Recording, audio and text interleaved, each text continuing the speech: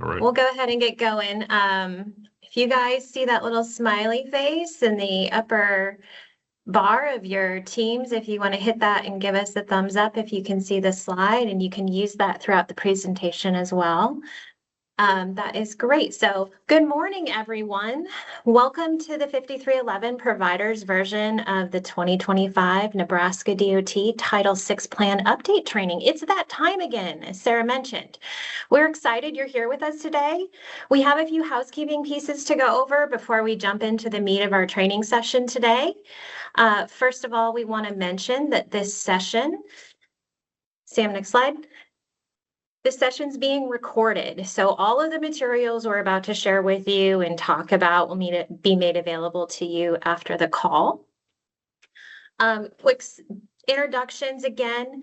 If you have any questions about Title VI now or after, you can follow up directly with Sarah or Marissa on this topic, or any of the three of us. I'm Jessica Hector. I'm a senior transportation planner with HDR.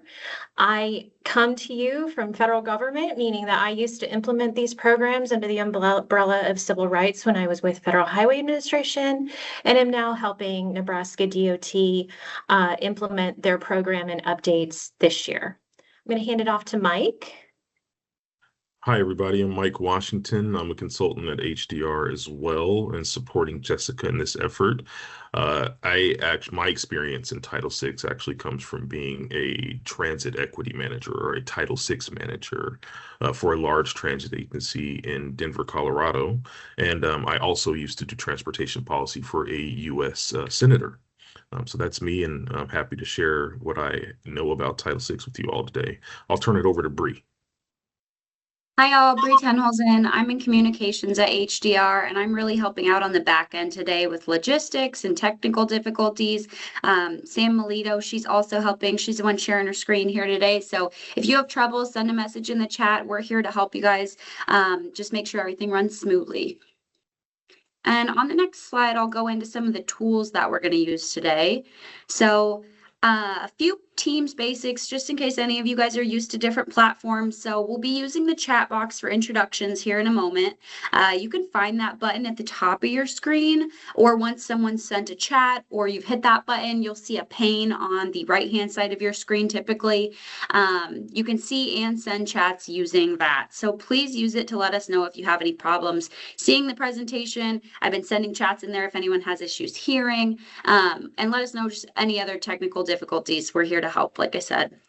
On the next slide, we're also going to be using the polls feature throughout the presentation. So a pop-up box will show up in the middle of your screen with our poll questions. And you need to answer all 5 of our questions here today to earn credit for attending the training. You'll know when those will pop up. We'll give you a warning, and we'll give you some time to answer those. So that's all for polls. And then on the next slide, we're going to quick test the chat with an attendance question. So if you could please drop your name, your organization, your role, and where you're joining us from in the chat, that would be great. If you're in a shared space with a lot of people watching together, please make sure you list everyone in the room so we know who you're with today. As Sarah said, full attendance is required for today's session. So throughout the training, when you see those polls and you see those discussion questions, please be sure to actively engage with those so that you can receive credit. Since this is part of the Federal Transit Administration requirement, it's really important that you understand what Title VI is, how it applies to your work, and we want you to really leave with a strong understanding just to be sure. And you can note that in your participation when you complete the Title VI questionnaire, which we'll talk more about later. I'm seeing a lot of names in the chat. This is great. I've got some individuals from all over the state, which is awesome. Keep on sending those, and I will send a message in the chat for anyone who's joining us late and doesn't know what's going on. But with that, I'll hand it back to Jessica.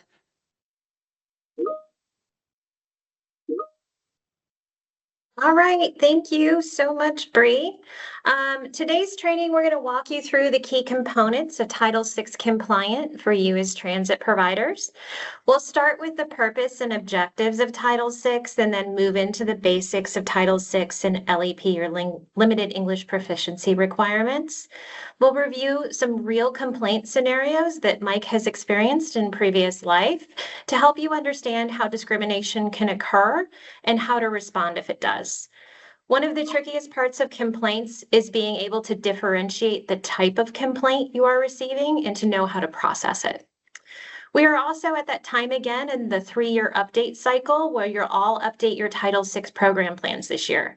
So we'll also cover what goes into that Title VI plan and what Nebraska DOT expects from you as subrecipients. Finally, we'll walk through the plan development process and recap what you need to do as subrecipients of FTA funding before the February 2026 deadline. There'll be several opportunities for discussion and for you to ask your questions at the end of each of these topics. So do chime in and actively participate so that you get the most out of this today. Next slide. So why are we talking about Title VI today? All agencies receiving Federal Transit Administration funding through Nebraska DOT must comply with Title VI of the Civil Rights Act of 1964 in all its related non-discrimination policies. Compliance ensures equal access to transit services and prevents discrimination based on race, color, or national origin. This training provides tools for subrecipients to meet federal requirements and strengthen community trust. And this also counts toward your obligation as subrecipients of FTA dollars to be trained in Title VI. So as we go through, you'll notice we'll talk about how you have to document the training that you've had in Title VI, and you should count today in that list. Over the next hour, we're going to help you understand Title VI and LEP requirements based on the current federal guidance. If you've been watching the national news, you probably have noticed that this is kind of a transitioning policy environment. However, those transitions take a while to trickle down. So what we are telling you today is current practice and what we're going to do with this update moving forward. We're going to provide the context for you to determine whether you will prepare your own agency's updated Title VI plan or if you need to request support from Nebraska DOT and us at HDR to help you do that. We're also going to help you understand the importance of the requirements and consequences of processing complaints correctly and the expectations around having an inclusive public engagement process. We'll walk you through how to update your plan and the idea that these processes described in the plan will be applied to your daily operations and reported to Nebraska DOT during compliance reviews. Ultimately, this is about ensuring equity and building public confidence in your transit services. This brings us to our first poll question. So we wanted to get a sense of how involved you were when we last updated the Title VI plan. This would have been 2021, 2022, I believe, Sarah. Correct me if I'm wrong. And we would like to see if you guys are brand new to this, if you were extremely involved and should be giving this presentation. Just go ahead and select one of the options there on the screen and submit it about how you feel you were involved with the last one. And then we're going to have Bree go ahead and publish those poll results, or Sam. Yes, you should be able to see the results in the chat. So it looks like we've got 18 people. We got 67 on today. So we'll wait until we get maybe about 30, 40 to keep going. Yeah. But you can answer these, yes, as soon as you see it. Yeah, go ahead and respond, guys, so that we can make sure that you're getting full credit for attending the session today. Right now, Jessica, I've got equal 7 votes for extremely involved, 7 for not at all, and then a few for somewhat and not very. So we've got both ends. Okay, very good.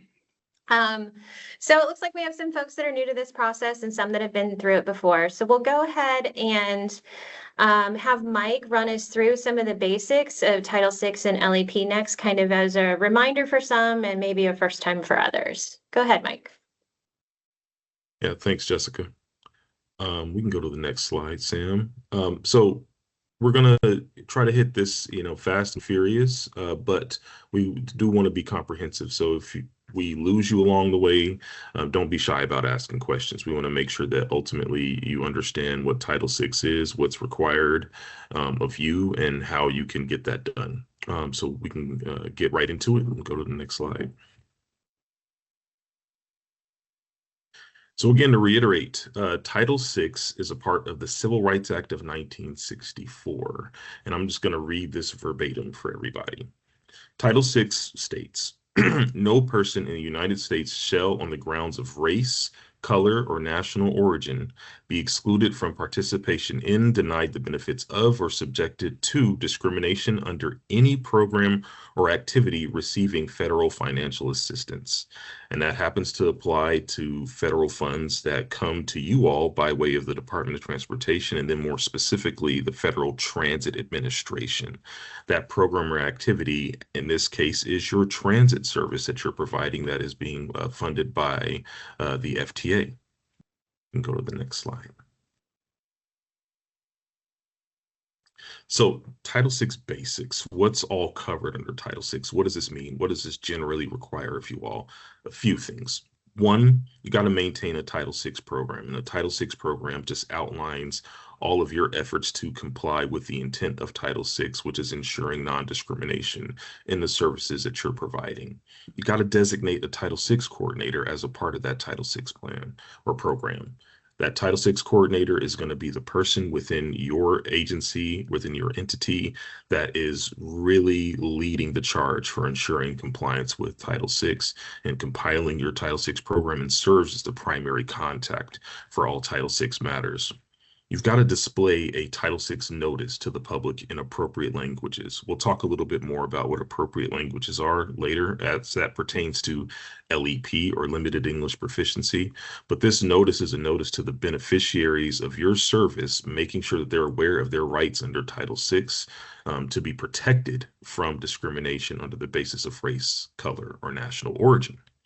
You have to maintain and follow a complaint process for discrimination allegations. We're going to talk a little bit more about that process here soon, but generally speaking, you must accept complaints and follow the process for processing those to ensure that individuals have a place to remedy their concerns about potentially being discriminated against. You also have to collect and analyze demographic data regarding your service area. So this includes race and ethnicity of your service area populations, as well as conducting service equity assessments as necessary and applicable. And then lastly, this is a big one. You got to train your staff on Title VI and LEP responsibilities, including your contractors. Go to the next slide.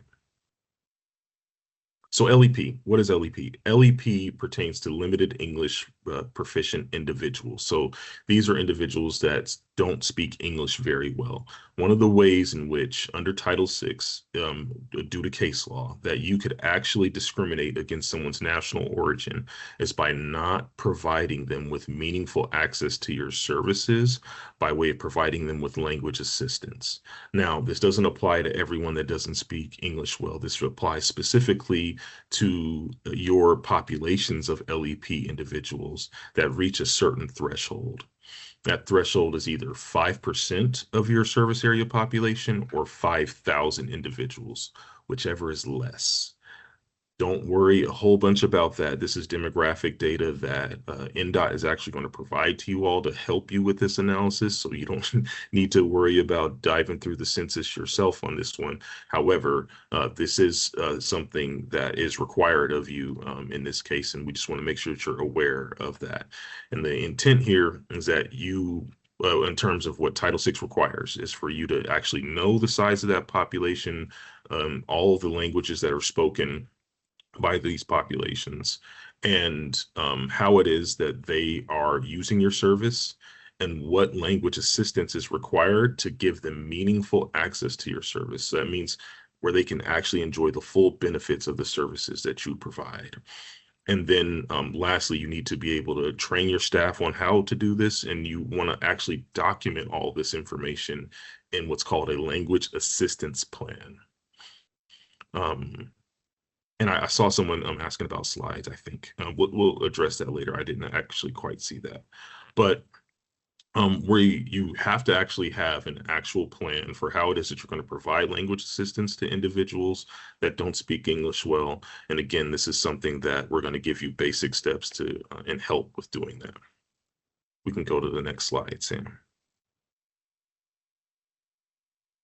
Okay, what is discrimination? This is a very basic question that we want to make sure that we answer for you all and that you all understand. There are two forms of discrimination under Title VI. One is disparate treatment. With disparate treatment, this is where a recipient of federal funds intentionally treats individuals differently because of their race, color, or national origin in your service that you're providing. So this is your basic overt racism, if you will, or expressions of discrimination, where it is clear that there is an intent to discriminate and that has resulted in a denial of benefits or services to that individual on the basis of their protected class, that being their race, color, or national origin. And this applies to any program or activity that is funded by federal funds. You can go to the next slide. Then we have disparate impact. Disparate impact is where you have a facially neutral policy that has a discriminatory result. So this is where it may not be obvious that the intent is to, or I shouldn't say that obvious that the intent, I should say that it may not be the case that you intend to discriminate. Regardless, you're having a discriminatory result because of the policy that you have. And I actually have a good example of that here next. We can go to the next slide. So general examples of discrimination, as I've already stated, denying services, financial aid, or other benefits because of someone's race, color, or national origin, providing services or benefits in a slightly different manner, or subjecting individuals to segregation and separate treatment. That whole thing about, separate but equal doesn't exist in our country anymore due to Plessy versus Ferguson. And so that's something that was reiterated through Title VI of the Civil Rights Act of 1964. And then applying different standards or rules or requirements to individuals based on their protected status. We can go to the next slide. So here's a case study for you all. Faith Action for Community Equity versus Hawaii Department of Transportation. The Hawaii Department of Transportation used to translate a bunch of their materials, specifically their written exams, into languages that are used by the indigenous populations of the islands there in Hawaii. And they decided to actually remove those translated materials at one point without a concrete justification for doing so. Their assertion was that, hey, we actually did this work. We know the community doesn't necessarily need as much translated materials, and this is a hassle. We don't need to do it. Faith Action demonstrated that there actually was still a need for translated materials, that there's still individuals that speak different languages that are limited in their English proficiency, and thus they were being denied access to things like driver's licenses, which are essential for them complying with the law and being lawful citizens to drive in Hawaii. You can go to the next slide. As a result of this lawsuit that was filed by Faith Action, the Hawaii Department of Transportation decided to reinstate that translated material and actually include more translated material, as it was proven throughout that case that there was a need. And in fact, there was already unmet need, even when Hawaii Department of Transportation removed the translated materials that they did have. So this is just an example of a disparate impact where you have a facially neutral policy like, hey, we're just going to do English only, but it actually has a discriminatory result under Title VI. So that's just an example of that. We can go to the next slide. So again, just to recap, your Title VI and LEP requirements. Title VI prohibits discrimination on the basis of race, color, and national origin. And as a transit agency, you must ensure that your services and decision-making are equitable, meaning that you're providing fair access to all. And then when it comes to LEP obligations, you got to take reasonable steps to ensure that you're providing meaningful access to individuals that do not speak English well, and particularly those populations that meet that threshold of 5% of your service area or 5,000, or reach a population of 5,000, whichever is less. Okay, we can go to the next slide.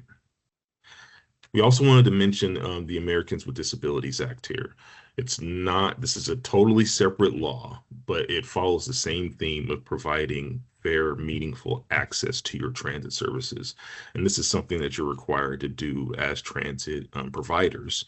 This is really geared toward ensuring that individuals with disabilities have access to your services and are treated with dignity and given the ability to have the mobility to get to their destinations just like everyone else.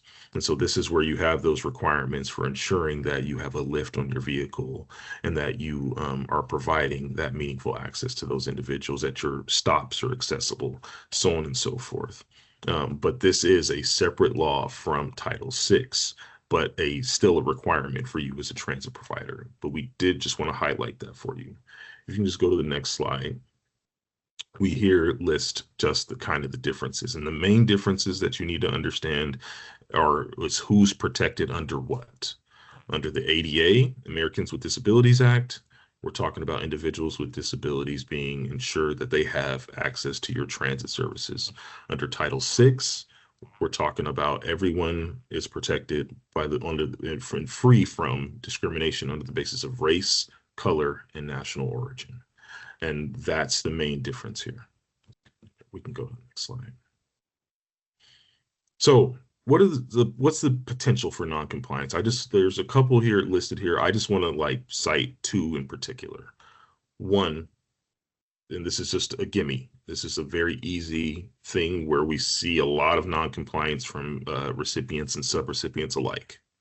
Not posting your Title VI policy in a publicly accessible, conspicuous location. For transit operators, this is on your vehicles. You really got to have a Title VI notice on your vehicles. This is a basic requirement. It's a very helpful thing, making sure that people actually have access and understanding of their rights as it relates to Title VI. And then the other that results in larger efforts or larger issues surrounding noncompliance is not training your staff and making them aware of what could be perceived as discriminatory.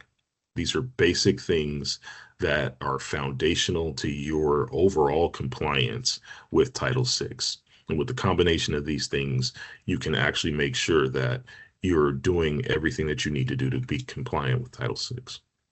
Go to the next slide. So we got a question for you, just to test your knowledge here, because we've been talking a little bit about Title VI. We want to see what you guys remember. What's the difference between a Title VI complaint and a service complaint? Option A Title VI complaint alleges discrimination based on race, color, or national origin. A service complaint addresses general dissatisfaction with transit services.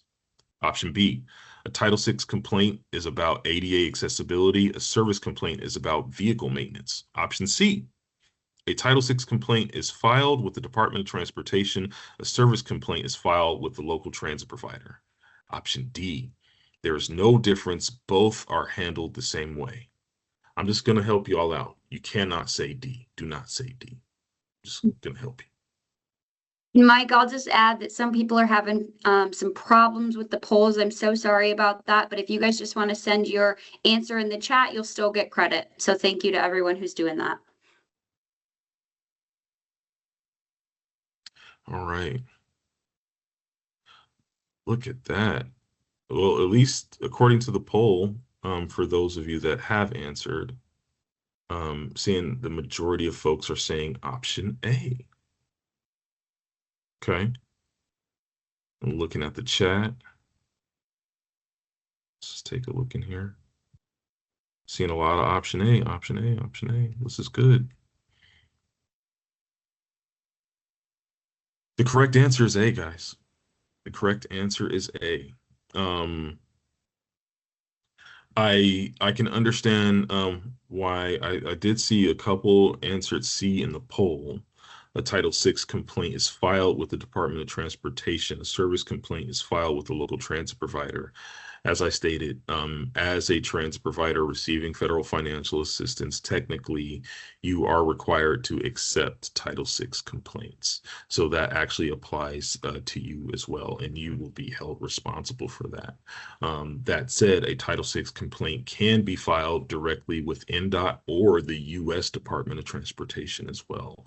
Those are the different avenues that a complainant has, but the importance and the idea that these complaints should be handled at the lowest level possible is really what's at play here and what the overall intent of the U.S. Department of Transportation is. And that's why you have to post these notices on your vehicles and in conspicuous places to make sure that people are aware that they can do that directly with you, as opposed to having to go all the way to Washington, D.C. Okay, we can go to the next slide. So we got a couple of complaint scenarios. We want to see if you guys are able to distinguish what a Title VI complaint is versus an ADA complaint versus a general service complaint, and then what to do in the case that you actually have a Title VI complaint. So we can go to the next slide, Sam. Jessica's going to help me out with these. I'm going to do one, and then Jessica's going to do two, and then I'll wrap up with the last one. And this is a real case. This is something a case I actually had to investigate back in my time as a Title VI manager. So I am a Pakistani American woman who uses a cane due to a leg injury. When I approached the bus, I was speaking Arabic on my phone. As I boarded, the driver looked at me suspiciously and said, "This is America. Speak English on my bus." I replied in English that I was just talking to my mother and asked if I could sit in the priority seating area because of my cane. He looked at my cane, then at me, and said, "I don't think so. Those seats are for real disabled Americans." He pointed to the back of the bus and said, "Move along." I was shocked and started to explain my injury, excuse me. But he interrupted saying, "I've heard enough of your foreign talk. Either go to the back or get off of my bus." Just then, an elderly white man with a walker boarded, and the driver immediately smiled and helped him find a priority seat and said, "There you go, sir. Take your time." So we've got a couple of options here. Is this a Title VI complaint? Is this an ADA complaint? Or is this a general service complaint?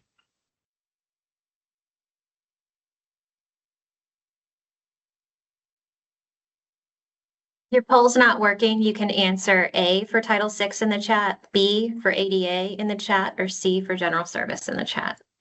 Forgot that it wasn't working. Thanks, Jessica. Yeah, absolutely.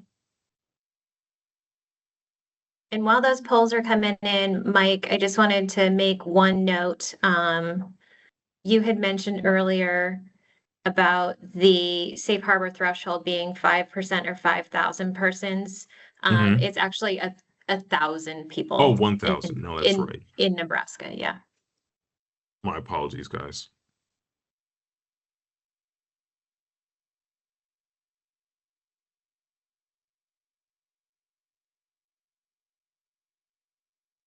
All right. If you answered option A, a Title VI complaint, you are correct. This is definitely a Title VI complaint. If you thought that it might be ADA, you're right as well. This is definitely fits in the category actually of both, but Title VI is what carries in this particular complaint. We'll go to scenario 2. Jessica, I'll turn it over to you. Great. Right, I'm going to read this out loud again, guys. It's going to be the same set of questions about how you would categorize this complaint, Title VI, ADA, or general service. So I use a wheelchair and boarded the bus using the lift. When I got on, I asked the driver if he could help me secure my wheelchair. He sighed loudly and said, "I don't have time for this. Just hold on tight." When I explained that the securement is mandatory for safety, he became visibly annoyed and said, "Look, lady, I've got a schedule to keep. You got on fine. You can figure out how to stay put." He refused to get up and help secure my wheelchair. During the ride, my wheelchair moved several times at stops, which was scary and unsafe. Other passengers saw his refusal, and I'm Indian American. So what do you guys think? Is this a Title VI complaint, an ADA complaint, or a general service complaint? Again, it's A for Title VI, B for ADA, and C for general service if you don't feel like typing all that out.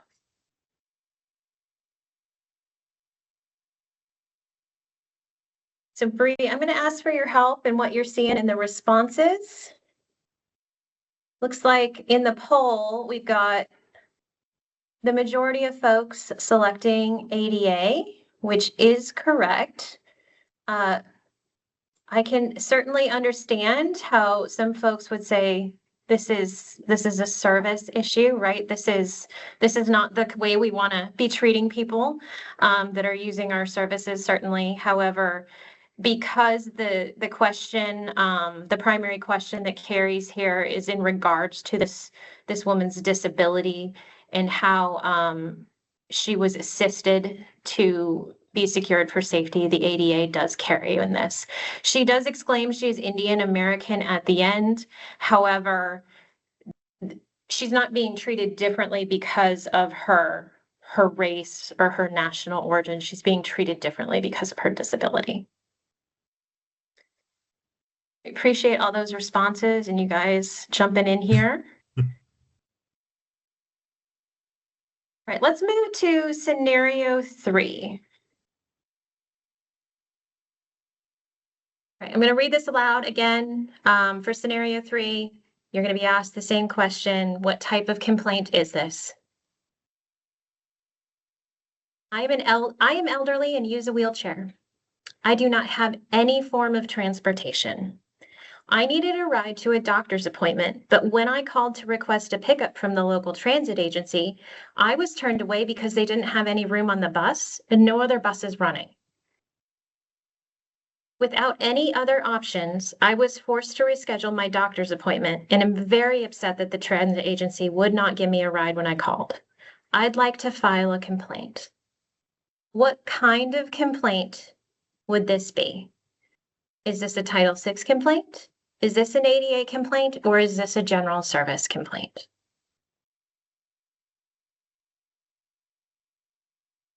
I'm loving the responses that are coming in that are like questioning humankind in general. Yeah, people were answering before you finished reading it. Yeah, it's good. And from the poll, I'm seeing you guys are knocking it out of the park. I'm not looking at the chat, but I'm seeing this is absolutely a general service complaint.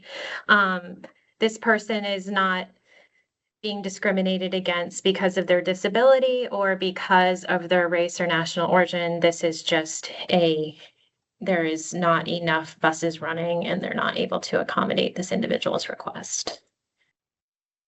Okay, we have one more scenario that Mike's going to run us through. This one's a little bit different. This is more what would you do next type of question. Right. So we want you to pretend you are the transit agency staff member who received the call, and what you should do next is going to that's what we want to know from you guys. So there's 3 answers that you can give. Interview the bus driver, ignore it, or inform NDOT that there is a Title VI complaint. So here's going to read it out loud for you guys. A Hispanic woman boards a rural transit bus and asks the driver for assistance with the fare machine in Spanish. The driver responds loudly, "We don't help people who can't speak English," and refuses to assist her, causing her to miss her stop. When a non-Hispanic passenger later asks for help, the driver assists them without hesitation. Another passenger who witnessed these exchanges calls the transit agency to file a complaint about the way the bus driver handled the situation with a Hispanic woman. The transit agency gathers information from the witness, then records details of the phone call along with the individual's contact information. So again, what do we do? Which option are you guys selecting?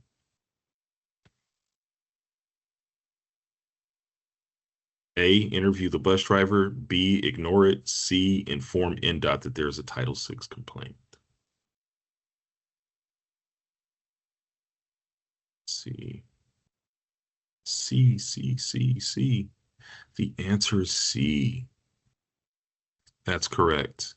So what we want to do is make sure that NDOT is aware of these Title VI complaints and actually can help you all with resolving it. This isn't something that you're expected to do on your own. It's a team effort, and you need to leverage the expertise of your NDOT network, NDOT support team there. So that is scenario 4, our last scenario for you guys. We can go to the next slide, which is break for questions. So we'll stop here and just see, you guys got any questions? Is there anything that was confusing? And please forgive me for the slip up there.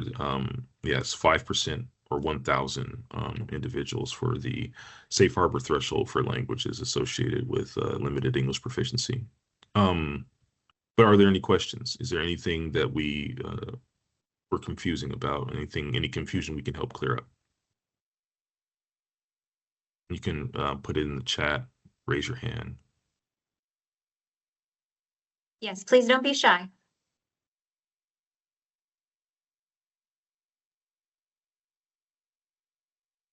If You guys nothing, hear me? Is that yeah, Yeah, yeah, we we can can hear hear you. you. okay? Cool. This is Mitchell. I'm with the Safe Center. You kind of briefly touched on disparate impact, but Yeah. just kind of didn't do it. All your examples, for the most part, were disparate treatment and not disparate impact. For Hmm. the most part, with the executive order that came out in April, there's Hmm. been a deprioritization on disparate impact across all federal agencies. Is that something that you guys have a comment on in some way, shape, or form Yeah. with respect to disparate impact? Yeah, yeah. So to make sure that everyone's aware, there was an executive order that was released pertaining to disparate impact, deprioritizing that, not just in Title VI, but Title VII as well, which pertains to equal employment opportunity, or EEO. Um, in that, while that has happened, that executive order is out, it hasn't actually trickled down to the FTA, as Jessica was referring to earlier, in that the present requirements under the FTA still include measures for disparate impact. So we acknowledge that all this is in flux right now. We're just giving you a training with the rules that are on the books as they are today, until the executive order actually manifests itself in real changes in the requirements from the FTA. We're just going to give you what the FTA says today. Does that make sense? Yeah, I just wanted to, as the trainer, I just wanted to make sure that that was getting out there to the group on that. Yes, So I appreciate that. no problem. Yes, there's quite a bit of time in general from when an EO, an executive order, is released by the administration to when that actually would trickle down to a recipient and then to subrecipients to make modifications to process. And so that is something that we are tracking absolutely on behalf of NDOT, and would make you all aware of any changes that needed to take place. But what we're telling you today is what we anticipate having happen moving forward right now. Mhm. Any other questions? There is one question in the chat that has not been answered, asking to explain the safe harbor thresholds. So that would be dependent on your service area, whether that's the city, the county, the entire state of Nebraska, or anything in between. It would be your service area's total population if you have 5% or 1,000 persons who are identified as limited English proficiency. So 5% of your service area's population or 1,000 persons, then you would have an LEP population to translate for. So if you have 100 people in your area and 6 speak Spanish LEP, then you would have to translate services into Spanish, is kind of how that works. But That's correct. if your service area is 25,000 people and you have 1,000 people who speak Spanish LEP, then you have triggered that threshold as well on that end.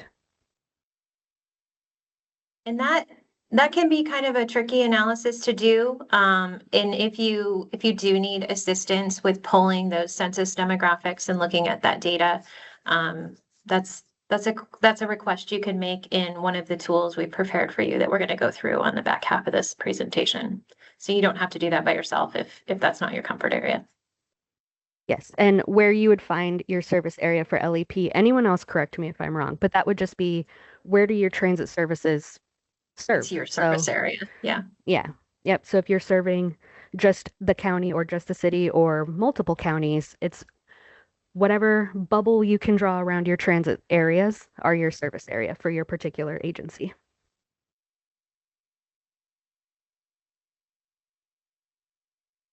Any other questions? I see someone's asking where would you find out? Oh, okay, you already answered that actually. Find out your service area for LEP. Okay.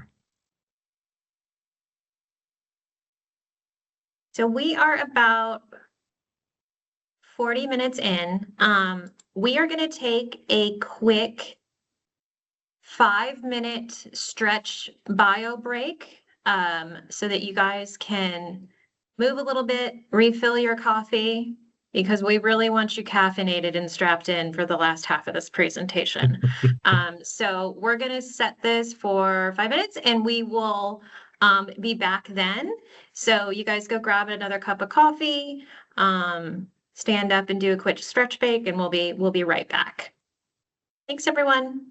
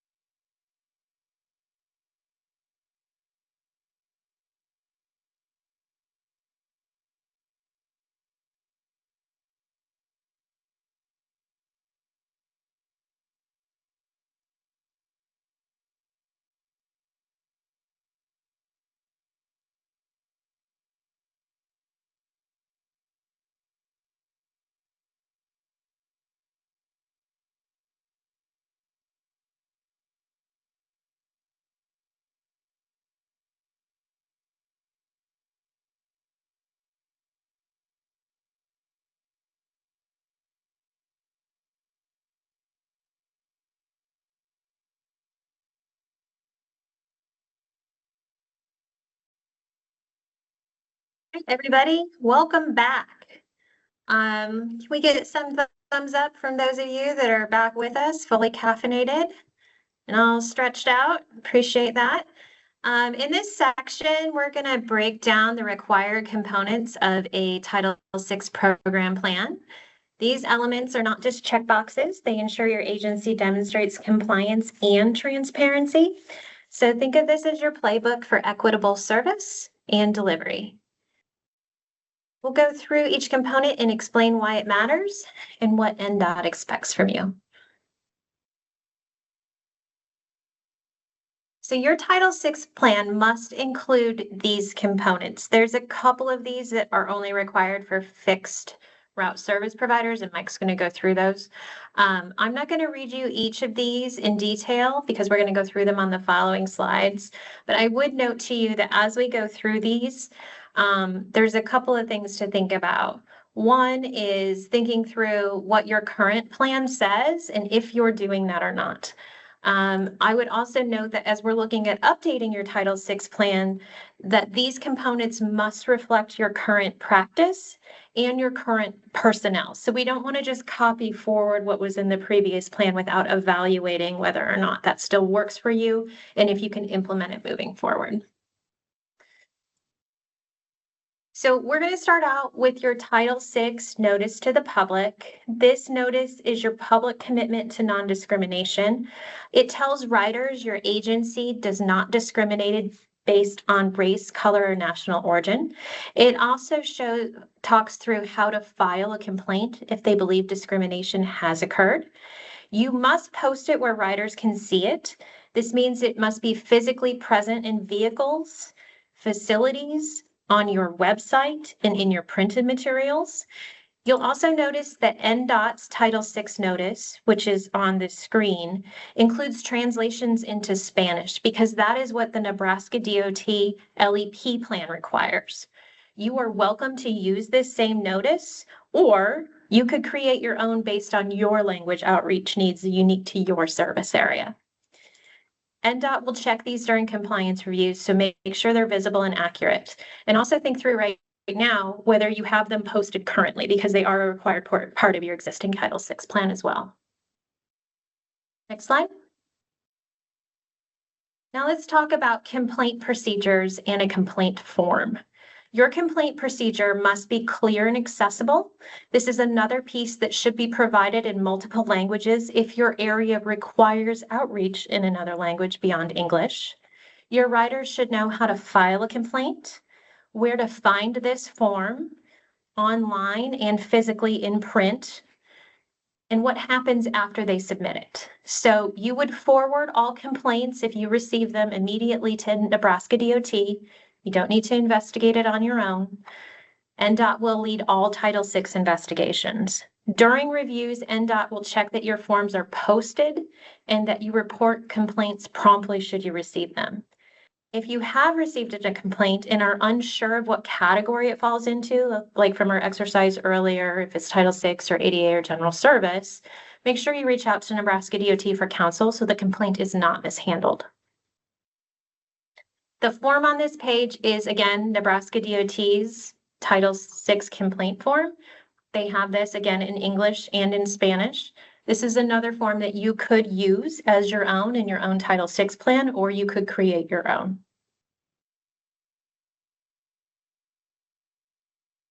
Now let's talk through a record of Title VI complaints and investigations. This is also known as your Title VI complaint log. You are required to keep a log of all Title VI complaints, investigations, and lawsuits, even if there are none.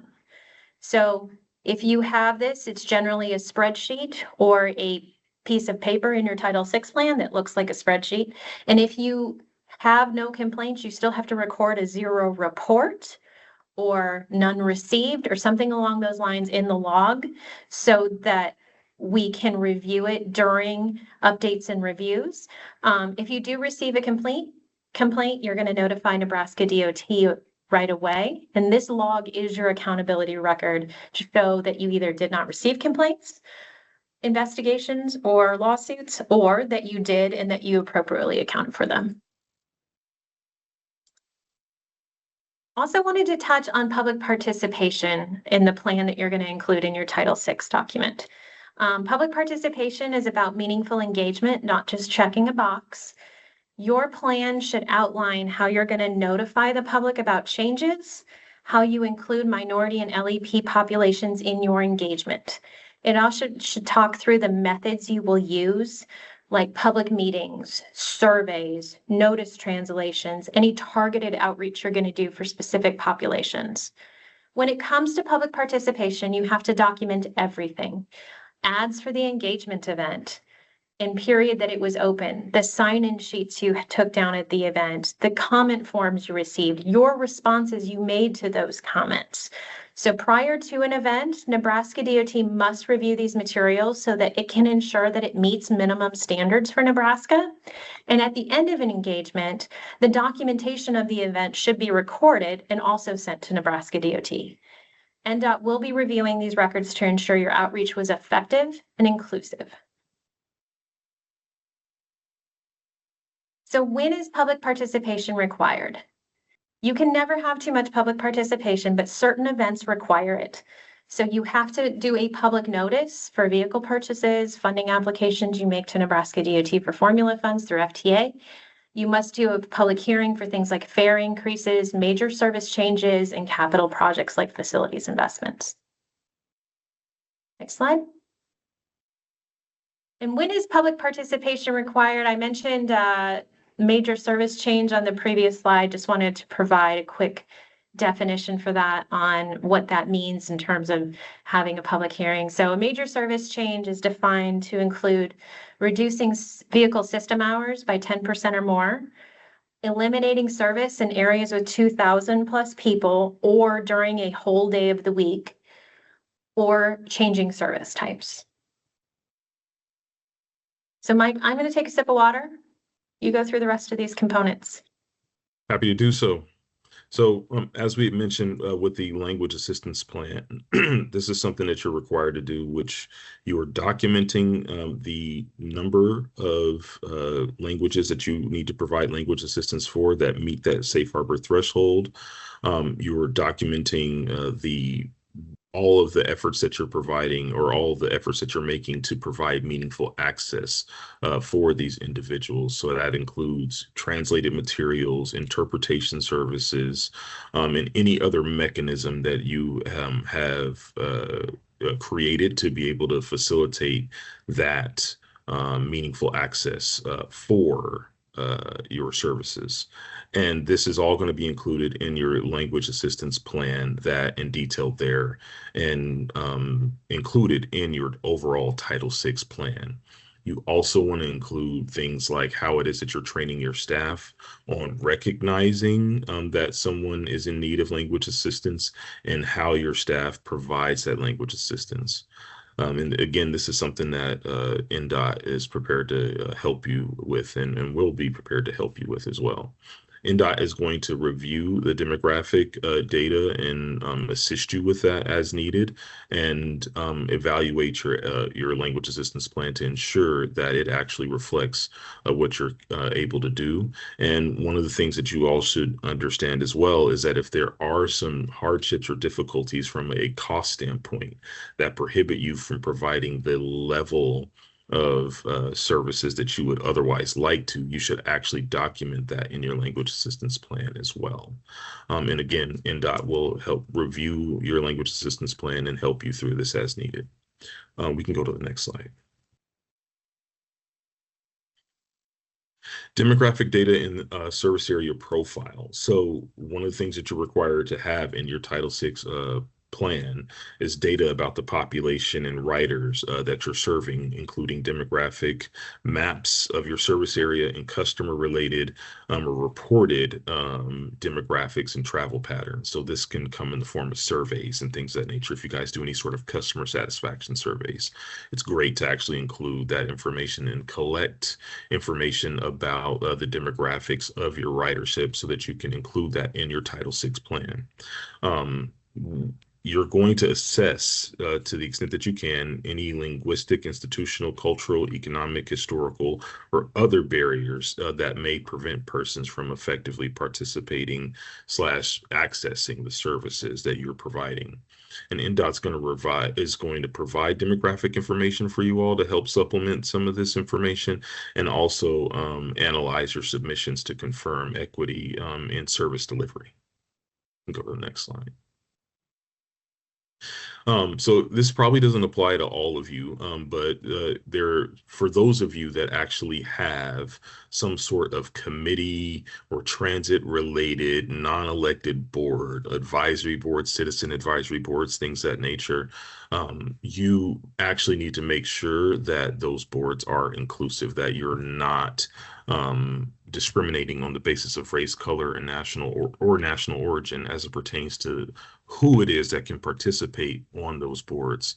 So you need to create a fair and race-neutral process for ensuring that anyone can serve as a member of a non-elected or appointed board or advisory committee or something of that nature. One of the things that you have to do is actually create a table depicting the demographics of the members of that committee or board and include that in your Title VI plan. And you want to develop, again, those recruitment procedures to make sure that you're doing this in a non-discriminatory way. And again, collecting that demographic information from your board members or committee members through some sort of survey where it can be anonymized and no one has to know exactly who it is that is saying what race they are. You don't need to do all that. All that you need to do is collect that information. And again, we can help you with that. NDOT's going to evaluate those tables during your compliance reviews for those of you that may have a board or a committee. We can go to the next slide. System-wide service standards and policies. So this is a requirement that only applies to fixed route providers. It only applies to fixed route providers. So a fixed route is where you have a route that is where you have a transit service that operates along a designated route with designated stops at designated times, where you actually have a schedule. This doesn't apply to your flex routes where you deviate from that route and go to and provide curb to curb or door to door service. If you're providing curb to curb or door to door service while operating along a general route or major thoroughfare, this doesn't apply to you. This applies to those that are providing consistent service on a schedule at specific stops. You have to create, if you are a fixed route service provider, you have to set system-wide service standards and policies for each mode of fixed route service that you offer. So what that means is you're going to have to develop standards and policies for things like vehicle load, which pertains to the amount of people that can be on a time before you have to add another trip. Headways, which is the amount of time between trips, that are actually servicing those stops. On-time performance, service availability. This pertains to the distribution of your services, the distribution of your routes, and transit amenities. So this pertains to a policy for the distribution of transit amenities like benches, bikes, bike lockers, shelters, trash cans. You have to have a policy for when it is that you're going to provide those transit amenities to a stop or to a transit facility. And then lastly, vehicle assignment. And this pertains to, and the whole idea here is to make sure that you have a fair way of distributing the vehicles that you have, making sure that you're not just sending your old vehicles to a certain part of town and your new vehicles to another part of town. That's the whole intent here. And that's, again, this just applies to your fixed route service providers. NDOT's going to review and help you out with that as needed. Go to the next slide. Acknowledgement of monitoring and reporting. This is a basic requirement that you are going to comply with all of the requirements of Title VI, including, you signing assurances stating that you're going to do as such, and submit reports and acknowledge and cooperate with NDOT reviews as needed.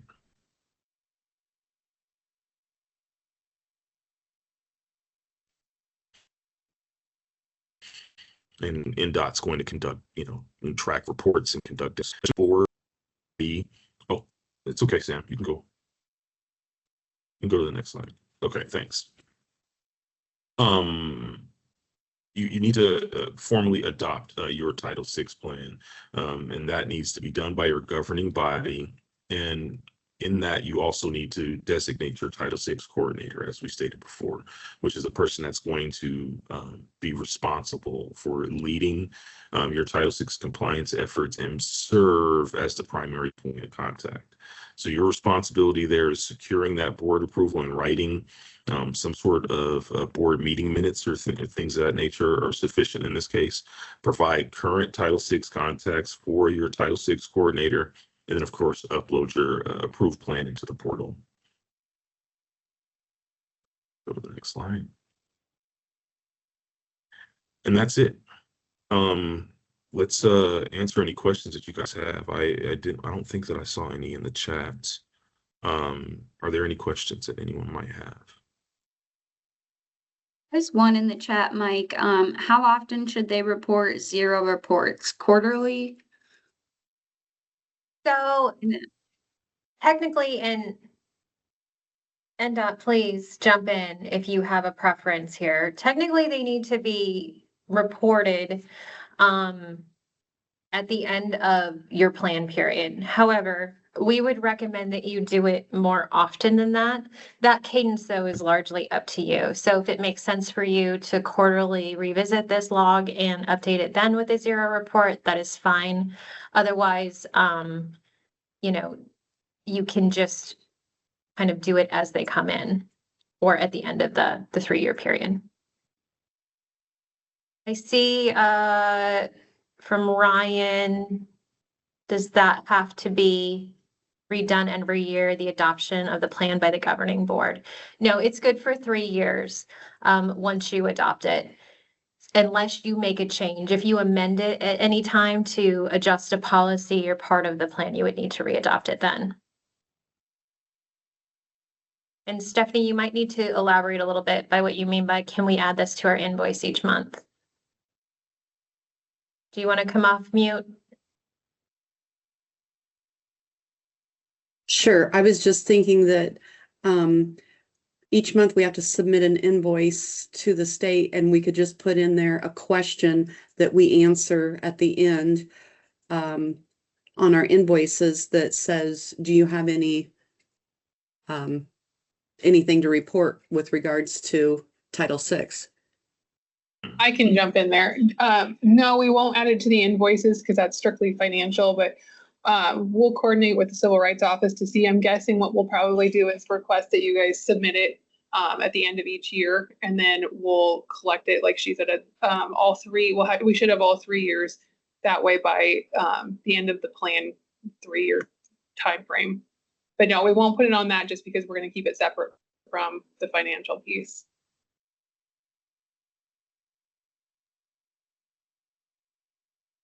And then I see another question, where can we get the forms? I believe Bree put a link in the chat earlier, so if she can put that back in for where the complaint form and the notice poster are for NDOT, which can be tailored to meet your agencies. And then as far as the complaint log, that would be an attachment into your plan in the template that is created for subrecipients.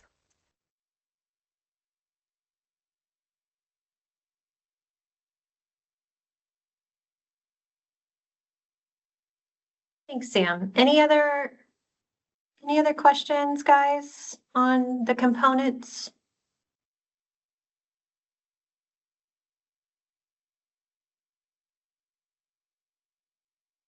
Okay, I think we're going to move forward and talk a little bit about NDOT and your responsibilities, and then go through some tools and templates that we've developed. So NDOT is the primary recipient of FTA funds for the state of Nebraska, and they oversee all 5311 subrecipients. NDOT ensures compliance and provides tools and templates and technical assistance through people like us. Your role as a subrecipient is to update and implement your Title VI plan, train your staff in those policies so they can implement it, and then maintain that compliance and record it. Think of NDOT as a coach and you as the player, and you need to execute the plan you create. So next slide. So as far as NDOT's role in recent updates, they are also updating their Title VI plan at the same time you are. So they're overseeing compliance for all of you. They get to review all of your plans, monitor your implementation, and then provide guidance should you need it. NDOT has updated its Title VI template for subrecipients and tools to make your compliance and your update a little easier. So your plan must align with NDOT's expectations and timelines. We'll show you how to find these resources in just a few minutes. Next slide. So as a subrecipient, your responsibilities include submitting and maintaining a current Title VI plan, implementing the plan as it is written, training your staff on non-discrimination policies and how you expect people to be treated, responding promptly to Nebraska DOT on reviews or requests, and ensuring any third-party operators can also comply. Please also keep in mind that compliance is ongoing and not just this one-time submission. So checking in on yourself on a regular basis is just good practice and something to keep in mind as you move forward through this. Next slide. So all of your Title VI plans must be updated and improved by your board and submitted to Nebraska DOT by February 25th, 2026. So please mark this date. It's really critical that we have all of your approved documents come in by this date. And this is going to allow us enough time for us to review all your plans, request any required changes if they are a little bit out of compliance, that type of thing. If you miss the date, we're going to send you a reminder, but we really need to meet this deadline in order to satisfy the FTA requirement that Nebraska DOT needs to meet. Next slide. So as far as where there's current resources for you, Nebraska DOT's own plan is available. The links on this slide on the transit plans and policy page, it is there. It is also on the transit compliance and civil rights page. And it is the 2023 version of the plan. So if you need their plan, it's online. If you need your own agency's plan, let's say you weren't involved in the last plan update, we can provide it to you upon request. We've got copies of all of them, but they're also available in the Transit Managers portal. So NDOT is currently working on developing a 2025-2026 version of its Title VI program plan. And so we will make that available to you all as soon as they get that adjusted and out. Next slide. We are also developing several tools to make your update a little bit easier for your plans to kind of get you set off on the right foot. So as I mentioned, the existing subrecipient plans are available for reference and review in the Transit Managers portal. They're located in the agency's plan section. You'll see that on the slide there. If you get into the Transit Managers portal, there's a drop down for agency plans on the upper right hand or left hand side, and then they are all in there via alphabetical order, and you can just download it there. So that's definitely a great first place to start if you are new at this and you don't know what was in your last Title VI plan, to take a look at that. It's also good to see, just as a refresher, to go through that again.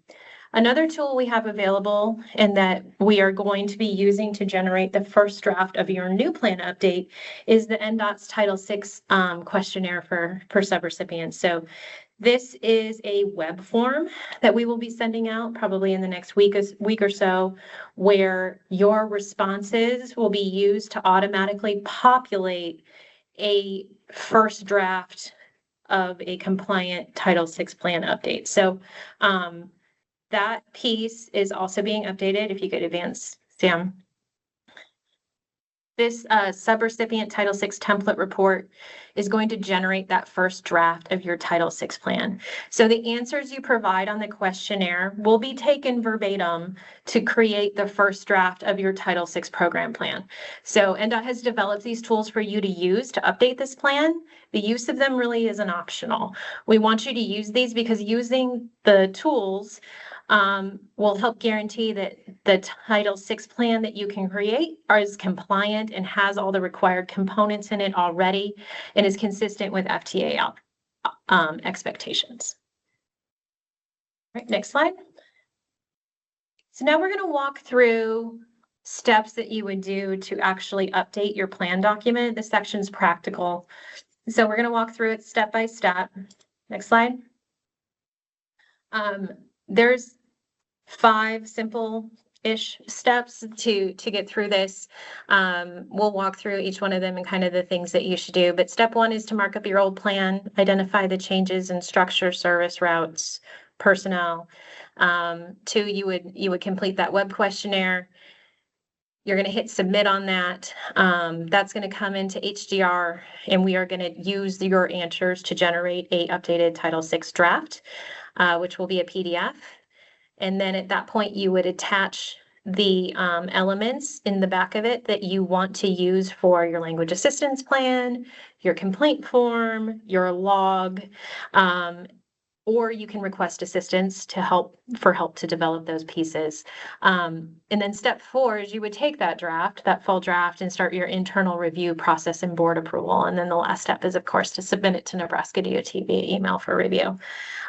Each of these steps ensures your plan reflects current practice and meets compliance standards. So let's dive into step 1 a little bit deeper. So marking up your own plan. So again, we're recommending you start by reviewing your current Title VI plan. As we mentioned earlier, this document's available in the Transit Manager's portal. If you can't find it there, just reach out to us and we'll get it downloaded and sent to you. So you're going to read through this and ask yourself some questions about, have there been major service changes to your agency structure, your service area, your routes, the facilities or programs since you last used the plan? Are you applying to different FTA programs than you previously were that you need to add in? Who is your Title VI coordinator? Who's assigned to that responsibility? Are you doing what the plan says you're doing today? If not, what do you need to change so that it is recording what you are accurately doing that is still in compliance with the Title VI requirements? Where are your non-discrimination posters, your Title VI notices currently posted? Are they everywhere they need to be? What language are your materials currently provided in? And in looking at your own demographics, is that still accurate or does that need to change? What documented outreach, training, and compliance activities have occurred in the last period that you're going to need to record for this period? So this, just going through this little exercise, we believe will help ensure your plan reflects reality, not just what you've done previously that you're going to pull forward. So next step is going to be filling out the Nebraska DOT Subrecipient Title VI questionnaire. Again, this is one of the tools that NDOT has created for you to use to assist your update. This is a web form that's going to capture your agency's details, and then we're going to pull these responses automatically at HDR into a updated subrecipient Title VI plan template. We really need you to include accurate service area information, current practices, and describe changes to us in this questionnaire. Keep in mind, the answers to the questions that you provide here will migrate directly into the template. So if you put down, I don't know, or if you put down to be determined, that is what will end up in the template. Or you're going to receive a call from one of us saying, we need to decide what this is. So we really need you all to carefully fill out the questionnaire with complete and thoughtful answers to help inform a really solid first draft back to you. There are attached elements, I think I just mentioned that, to the template, and the questionnaire isn't going to automatically create those. So an example of this is your language assistance plan. We went over lightly what that is today. Again, there is a question in the questionnaire and at the end of this presentation to tell us what you think you will need help with. If you've not done a language assistance plan before, or if you want to just talk through what demographic information to pull to develop something like that, we're happy to walk you through that and help you. Your language assistance plan must be completed by you though, and sent to us to attach to the questionnaire. think of this questionnaire as kind of the bridge between your old plan and the new template. So it's going to be the thing that captures what you're going to do moving forward for the next 3 years for Title VI. All right, so that brings us to step 3. Once you hit submit on the questionnaire, HDR is going to pull that into a database here, and we're going to use those answers to quickly develop a first draft of your Title VI plan. It's going to come back to you in PDF format via email at the contact information that you provide us in the questionnaire.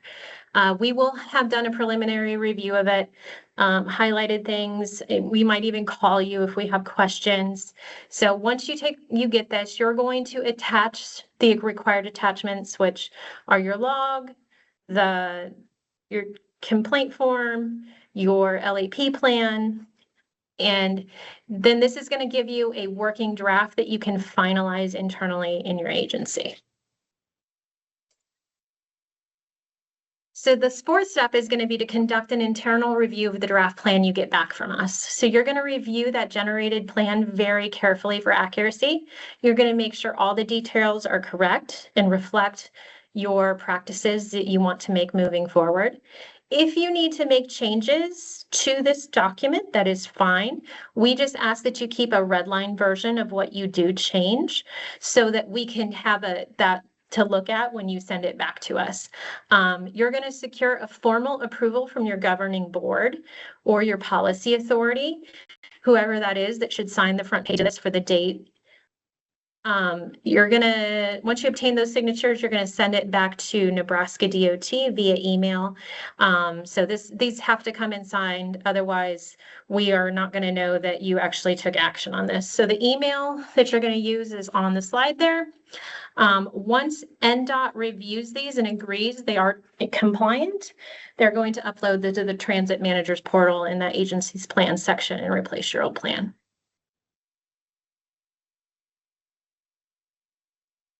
Wanted to pause here for questions about either those roles and responsibilities we went over or any of the tools or steps that you need to go through to get your plan updated. These tools will be coming out to you in the next week to utilize.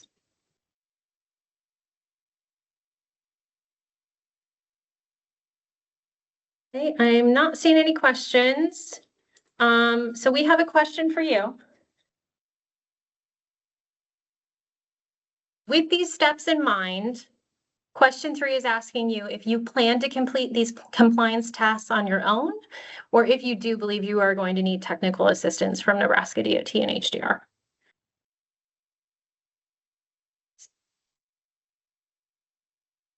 So we're going to open up a poll on that.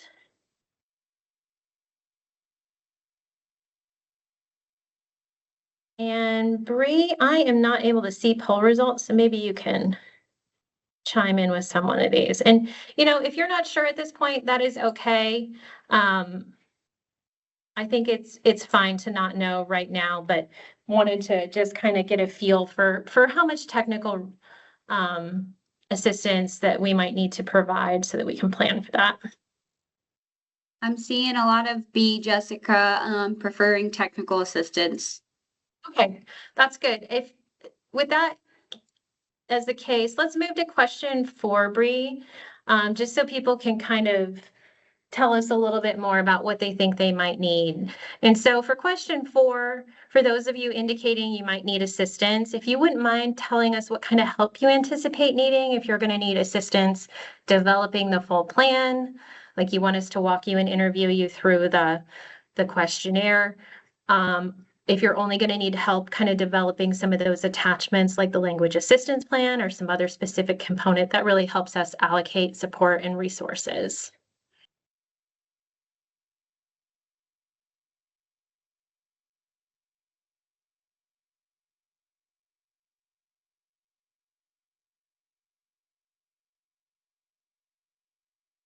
For this one, Jessica, I'm seeing several answers for LAP only, but I've got kind of a few of all. And then we did have some questions sent in the chat. The questionnaire has not been sent out, but it will be sent out in the next week or so, along with this presentation. So anyone who's asked when this presentation's coming, same time as the questionnaire, in the same email, in the next week. We're just finishing it up. And then there was another question, Jessica, how soon can we get this on the board agenda? I don't quite remember the reference. Maybe you do. You mean to approve your draft plan? You would need the draft plan to generate it first. So I would plan on a board approval in probably January so that you make the February deadline.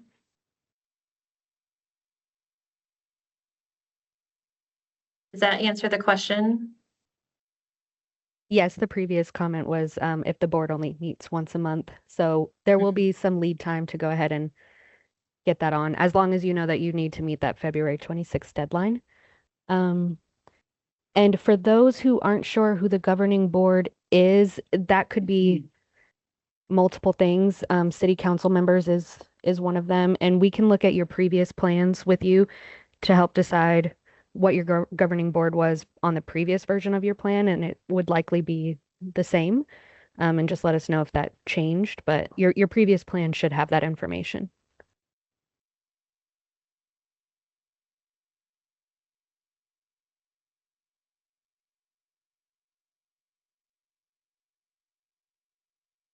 Can the mayor sign it? Yes, if that is the decision maker on your city council and that is who is designated to make approval actions for your city, absolutely.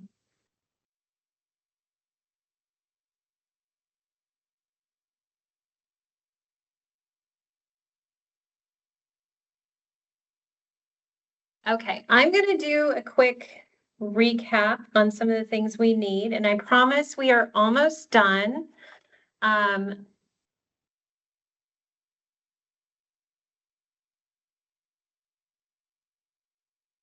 Let's see. For some reason, I am no longer able to see the slide. Okay. So quick recap for us all. So for updating your Title VI plan, again, you are not doing this alone. We're here to help you. So please know that. If you have questions, we will be sending out my contact information, and we can definitely schedule some one-on-one time to walk you through the things that you need to do if you're still confused after we've gone through this today. So to update your Title VI plan, one of your primary activities is going to be identifying your Title VI coordinator. You're going to review and update your previous plan. You're going to complete that questionnaire for LAP, and then you're going to secure a board approval of the updated Title VI plan or some type of governing body for your agency. If you have questions about who that governing body is or who would be the appropriate signature, again, we can look at your previous plan and see who signed that one. We can talk through who would be most appropriate with you all on a one-on-one basis.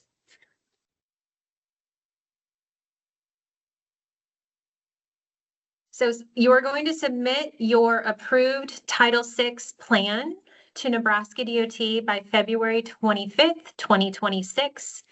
Again, that does need to be approved, so we do need to kind of think through that in a work back schedule based on your governing board schedule, when they would need to have a draft plan that's full.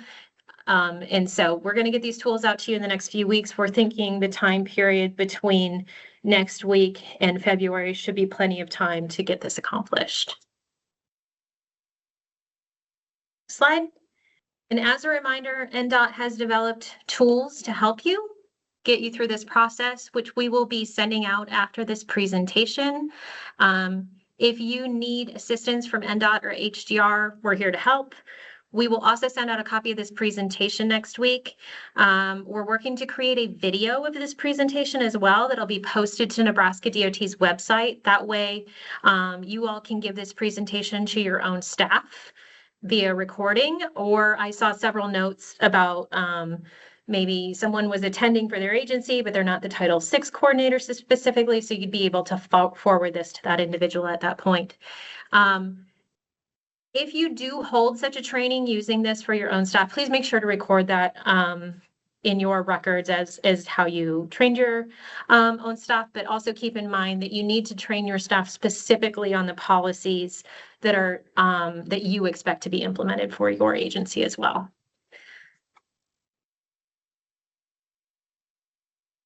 Jessica, All I'll right. send out an email too once that's live on the NDOT Great. website. Thanks, Sarah. Wanted to pause here for any last questions about the NDOT role, any of the scenarios we had today, or the tools provided. If you have any questions about deadlines or where to find resources, now is the time to ask. Jessica, I can read you a few from the chat. So one is, I have a bus board, but most approvals come from the city council. Is that okay? Yes. We can get into the specifics of one-on-one, but I assume your bus board is advisory? And the city council is your governing board? There's a little bit of a nuance difference between the two. Yes, the Lois, bus if board you're- is advisory. Perfect. Yeah. And then Lois also asked, and this needs to be in the paper for public notice also. The approval of the Title VI plan? I assume that's what she's talking about? I would too. I would say yes. Awesome. We had another follow-up question to that. What is the deadline for public notice? Sarah, have you worked that out in your head yet? A deadline for public notice on this? No, me and Kimberly will work that out. I will let everyone know. Because that is going to Awesome. adjust in NDOT's Title VI plan. We are going to adjust that to be more consistent with the department, so it will change. So I'll work that out with her when she gets back to the office, and we can get back to everyone. You might have answered this with your last response, Jessica, but we have a governing board, but we are also contracted with the county for run system as we see fit. So who signs it? County commissioners or governing board? Governing board.